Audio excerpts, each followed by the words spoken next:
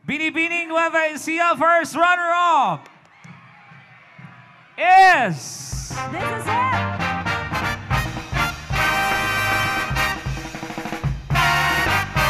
Binibini 19! And our Binibining Nueva Ecija 2015, Binibini 18! Congratulations! Naiuwi ng Binibining ng lungsod ng Cabanatuan na si Roxanne Umali ang corona bilang Binibining Nueva Ecija 2015 na ginanap sa Convention Center sa Palayan City. Sa simula pa lamang ay umalingaw-ngaw na sa buong Convention Center ang hindi magkamayaw na paghiyaw ng mga supporters sa 23 kandidata na sumayaw sa kanilang production number. Uminit ang buong entablado nang isa-isa nang lumabas ang mga nagseseksihang kandidata suot ang kanilang swimsuit.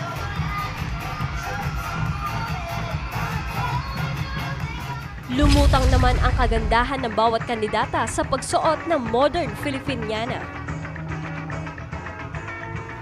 Habang nagpagandahan sa pag-indayog ng baywang ang mga kalahok sa pagrampan ng kanilang long gown.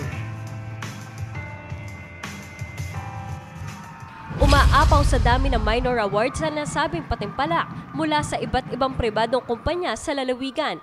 Ayon kay Dr. Benjamin Lopez, chairman ng unang sigaw ng Nueva Ecija, sa buong kasaysayan ng Binibining Nueva Ecija ay ngayong taon ang isa sa pinakamaraming sumuporta na sponsors. I'd like to acknowledge also ang ating pong support that is coming from the provincial government through our Honorable Governor Oy Umali, kay Congresswoman Cherry Umali, kay Dr. Anthony Umali, sa lahat po ng ating mga sponsors. I think this is one of the most pinakamaraming sponsors na na matutunghayan po natin na Binibining Nueva Ecija. Kabado at makapigil hininga na ng isa-isa nang tawagin ang mga kalahok na pasok sa top 10 na kinabilangan nila candidate number 12, 21, 19, 11, 17, 22, 15, 8, 18, at 20.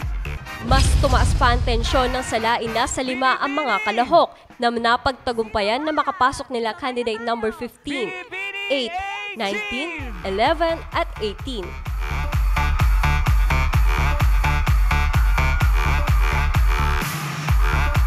Sa question and answer portion, isa-isa nang sumalang sa pagsagot ang 5 kandidata sa mga tanong na ibinigay mismo ng mga hurado.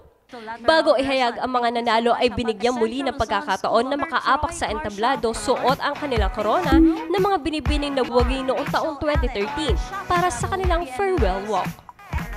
Sa huli itinanghal na binibining turismo si candidate number 15 Majeda Lawrence Briggs ng lungsod ng Palayan na nakuha ang ika-4 na pwesto. Habang third runner-up si candidate number 11 Mara Pangilinan ng Gapan City. Second runner-up si candidate number 8 Cyril Luciano ng Bayan ng Santa Rosa. First runner-up si candidate number 19 Nika Angela Fider ng lungsod ng San Jose.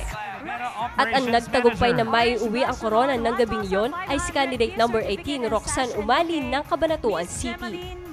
Isa si Umali sa mga nangibabaw sa pagsungkit ng mga minor awards bilang Miss Avon, Miss Close-Up Smile, Miss Sunsilk, Miss Unilever at ang Best in Long Gown. Sobrang saya, nagulat. Hanggang ngayon parang di pa rin nagsisipin sa isip ko na binibining Nueva Ecija 2015 na ako. Sa lahat ng sumuporta sa akin, sa pamilya ko, sa mga kaibigan ko, sa mga ka-work ko, maraming salamat. At syempre kasama kayo sa tagumpay. Lubos naman ang pasasalamat ni Tina Wicoco, Provincial Tourism Officer, sa lahat ng mga tumulong upang mabuo at maging matagumpay ang Binibining Nueva Ecija 2015. Sa lalo pang pagsikapan na maihatid sa huling araw na pinakahihintay ang Grand Coronation ng Binibining Nueva Ecija 2015 at maipakita sa inyong lahat ang aming pagsusumikap na maging maganda, maayos, fair at transparent ang lahat ng resulta. Danira Gabriel para sa Balitang Unang Sigaw.